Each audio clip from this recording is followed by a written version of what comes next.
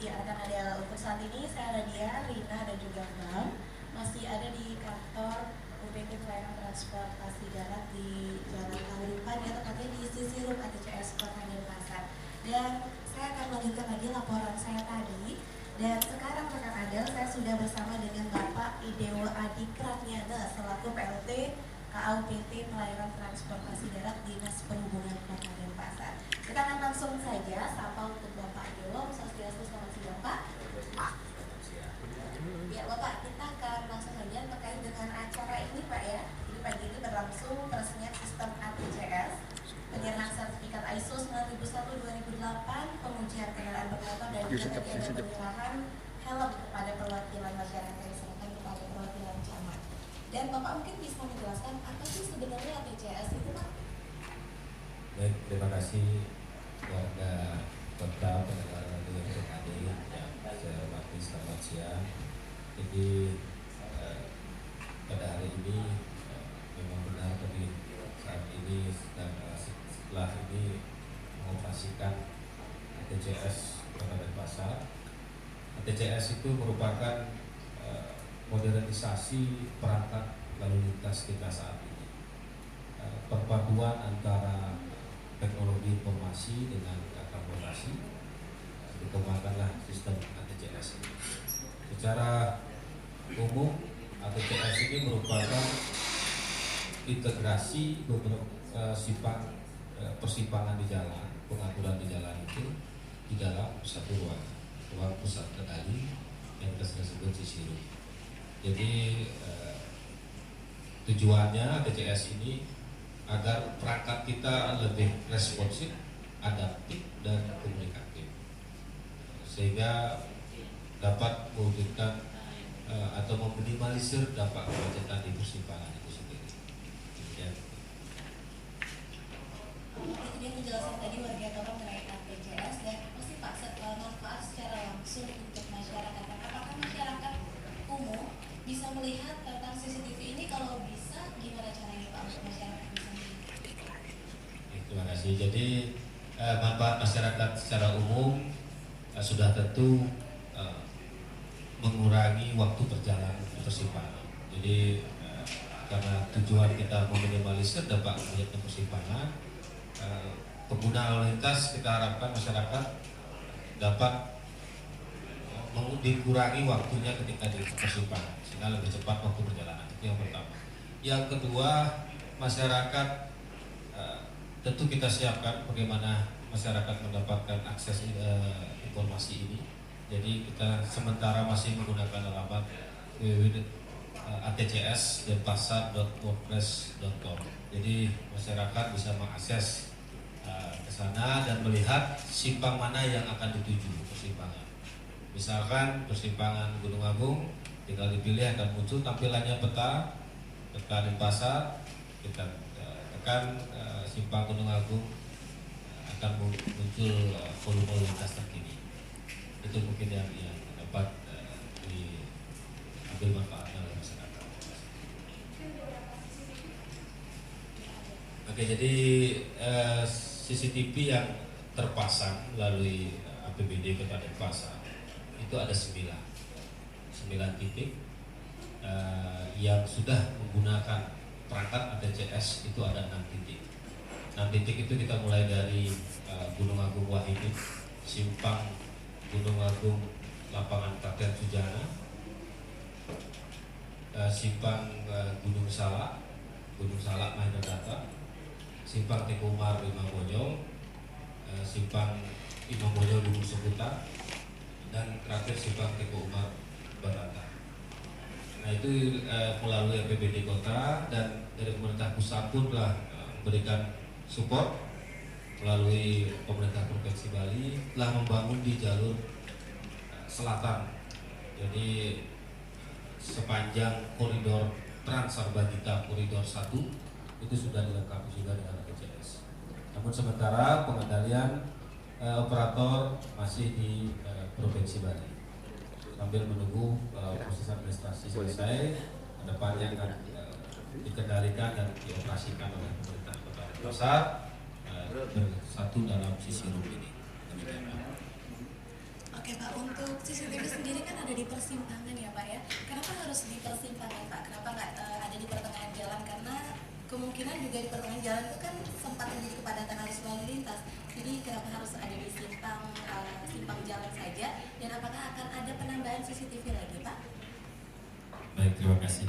Jadi konsep kemacetan itu yang menimbulkan titik macet adalah di simpul. Itu yang mungkin masyarakat perlu ketahui. Apabila simpul itu semakin banyak, dalam kata lain akses masuk ke jalan utama, itu sangat memungkinkan dari kemacetan. Jadi kita masuk dulu ke dasarnya kemacetan itu terjadi adalah di persimpangan atau di simpul-simpul seperti bangkitan, terminal, pasar, sekolah. Nah, itu sebenarnya apabila simpul tidak ada, misalkan kita perbandingan sebagai jalan tol, seberapa tinggi pun volume itu, ketika tidak ada simpul dia tidak akan macet. Karena itu konsep transportasi seperti air yang mengalir dalam saluran. Jadi ketika ada simpul, sana yang macet. Sehingga dasar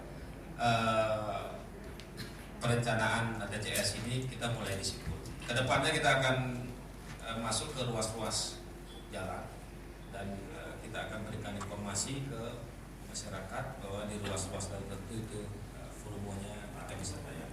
Demikian. Oke, dan menarik seperti tadi sempat Bapak menjelaskan kepada Bapak Wali Kota Denpasar, ketika ada mobil yang parkir tadi Pak, kita bisa mengetahui kan untuk nomor polisi kalau misalnya memang dia melanggar parkir. Apakah memang di CCTV itu ada speaker voice Pak? Karena tadi saya sempat mendengar salah satu dari rekan-rekan dinas perhubungan menyampaikan bahwa agar memindahkan kendaraannya. Apakah memang benar ada speaker voice di situ Pak? Iya, memang benar itu. Terima kasih Pak. Jadi kondisi itulah bagian yang kami katakan tergolong canggih Bu. Jadi dalam sisi room ini kita bisa mengeksekusi para pelanggar di persimpangan dengan melalui perangkat public announcer. Public announcer itu diletakkan di bawah tiang kamera, sehingga harapan kami fungsi komunikatif terlaksana dengan sistem ini. Jadi masyarakat mungkin kami informasikan juga apabila ada ketika melintasi persimpangan ada teguran itu bersumber dari sisi room DCS Kota Denpasar. Dimohon untuk tetap meningkatkan disiplin di jalan raya sehingga budaya tertib berlalu lintas dapat kita wujudkan bersama. Ya Bapak, terima kasih untuk penjelasannya. Mungkin yang terakhir Pak, harapan Bapak di Dinas Perhubungan dan juga di Kota Denpasar apa Pak? Atau mungkin ada saran-saran, ada pesan-pesan untuk masyarakat yang kebetulan saat ini sedang mendengarkan 92,6 RPKD FM, silakan Bapak. Baik, terima kasih Mbak. Jadi secara umum kami menghimbau untuk masyarakat, seluruh masyarakat Kota Denpasar untuk tetap mentaati rambu-rambu dan marka jalan. Perlu kita sadari bersama bahwa Kota Denpasar saat ini berkembang sangat pesat. Sudah tentulah masalah transportasi akan menjadi bagian yang utama dari perkembangan kota itu. Sehingga kami mohon pada masyarakat untuk meningkatkan budaya tertib berlalu lintas dan kami selalu terbuka dari Dinas Perhubungan sangat terbuka untuk kritik dan saran untuk peningkatan pelayanan di bidang transportasi. Dan mohon kepada masyarakat agar mencoba mengakses informasi ini sementara kami alamatnya di www.dcsdenpasar.press.com. Depannya akan kita siapkan untuk menerima saran kita masukkan di web Dinas Perhubungan Kota Denpasar juga bisa, email juga bisa, email ATCS Denpasar, di Twitter juga kita ada ATCS Denpasar, Facebook juga ada, di ATCS Denpasar itu mungkin kita memberikan informasi setiap 1 jam sekali kepada masyarakat. Mungkin demikian Pak, kurang lebihnya mohon maaf. Terima kasih. Ya, terima kasih untuk Bapak Ido Adi Pratnana selaku PLT KUPT Pelayanan Transportasi Darat Dinas Perhubungan Kota Denpasar. Dan rekan Adel juga warga kota, itu dia perbincangan saya langsung yang mungkin warga kota sudah bisa mendengarkan dan juga mendengarkan secara jelas ya apa yang dipaparkan oleh Bapak Dewa tadi. Dan rekan Adel, jadi sampai di sini dulu untuk reportase saya dalam rangka launching sistem ATCS Kota Denpasar, penyerahan sertifikat manajemen mutu ISO 9001-2008 tentang pelayanan pengujian kendaraan bermotor dengan sistem drive-thru serta pemberian bantuan helm kepada perwakilan masyarakat. Baik, dan langsung saja dari ruangan sisi room ATCS Kota Denpasar, kantor UPT Pelayanan Transportasi Darat Dinas Perhubungan Kota Denpasar, saya Nadia, Rina dan juga Bambang yang bertugas pamit undur kembali ke studio Om Santi Om. Ya, sekarang kita foto bersama ya sama adik semua di sana ya. Wah, buat dokumen gitu kali. balik sini, Sur. Sur, saya tidak kelihatan dari kemarin. Abon